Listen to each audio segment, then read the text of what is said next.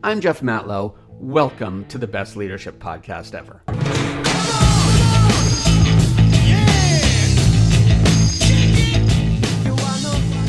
Welcome back to the best leadership podcast ever, where every week we rethink your daily habits to help catapult your career. My name's Jeff Matlow.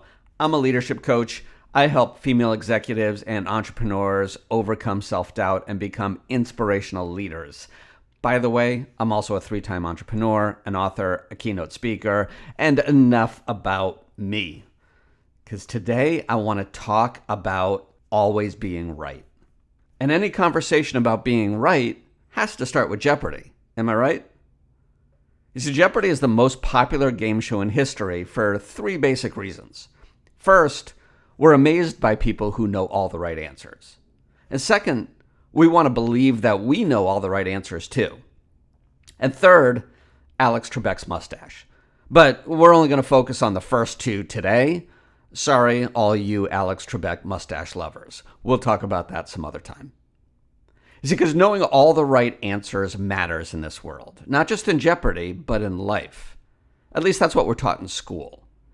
And if you believe that schools are a microcosm of society, then knowing all the right answers is important.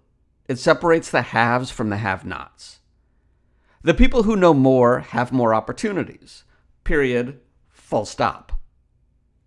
In most schools, our grades, and therefore our future academic opportunities, are based on doing well on tests, where the sole purpose is to memorize and regurgitate all the right answers to miscellaneous questions. The more schooling you have, the more we assume you know the right answers, and the more we're willing to trust you and pay you. That's why we trust the answers of lawyers and doctors, even when our questions fall outside of their specialty.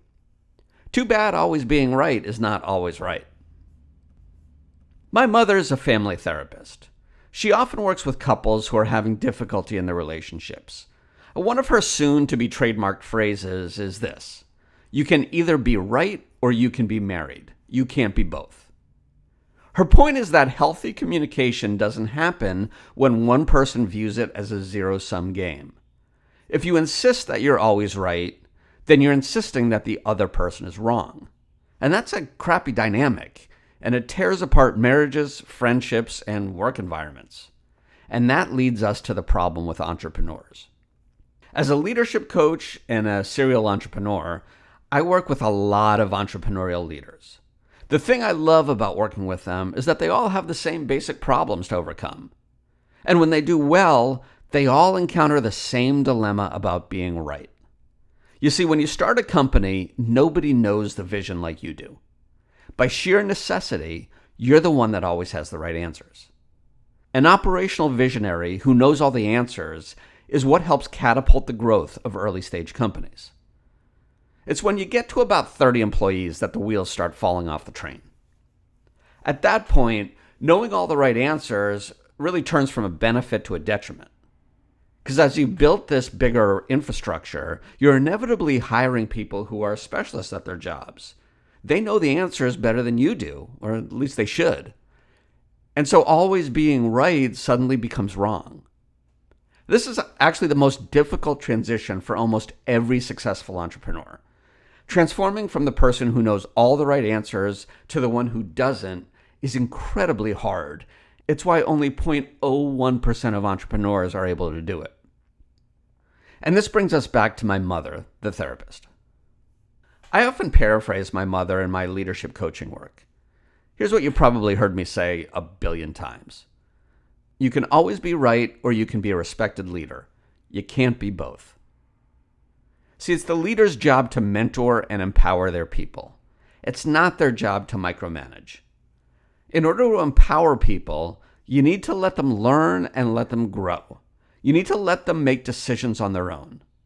Basically, you need to stop being the one who has all the right answers and start being the one that asks the employees to come up with answers on their own.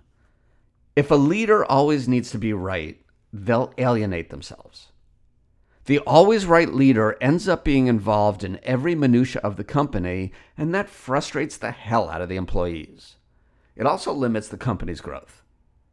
The always right leader doesn't let people learn, but instead they stifle creativity and thwart innovation.